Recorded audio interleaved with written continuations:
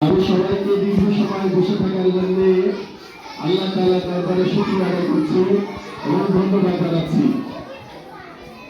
দীর্ঘ সময় ধরে আমরা বিভিন্ন বক্তাদের মুখ থেকে আপনাদের স্থানীয় ব্যক্তিবর্গের মুখ থেকে প্রতিষ্ঠানের যে কথাগুলি আমরা শুনেছি। বাবু, বাচ্চারা চুপ। এবং হযরতুল আলাইহিস কোরআন হাদিসের আলোকে আমাদেরকে দিক নির্দেশনা দিয়েছেন।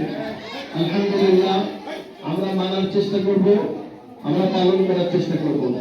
তবে আমি আরেকটু সংযোগ করতে চাচ্ছি, সেটা হলো একটা প্রতিষ্ঠান পরিচালনার জন্য, সুন্দর সুষ্ঠুভাবে পরিচালনার জন্য সর্বপ্রথম যে কাজটি করতে হয় সেটি হলো এই প্রতিষ্ঠানের যিনি হেড থাকবেন, প্রিন্সিপাল থাকবেন, শিক্ষার ব্যাপারে তার উপরে দায়িত্ব দিয়ে দিতে হবে।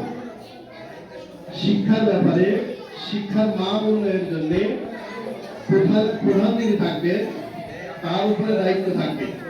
শিক্ষার মানটা কিভাবে উন্নতি হবে, আপনারা যারা পরিচালনা পরিষদে আছেন আপনারা তার কাছ থেকে মাদ্রাসায় লেখাপড়ার ব্যাপারটা আপনারা খুব খবর নেবেন। যারা পরিচালনা কমিটি থাকবে কার্যনির্বাহী পরিষদে, তাদের দায়িত্ব কিন্তু এটা না যে কোন শিক্ষককে নিয়োগ দিতে হবে, কোন শিক্ষককে বাদ দিতে হবে, এতে কিন্তু তাদের দায়িত্ব না। তাদের দায়িত্ব হলো শিক্ষার মান উন্নয়ন হচ্ছে কিনা, উন্নতি হচ্ছে কিনা প্রধান শিক্ষককে তদারকি করা।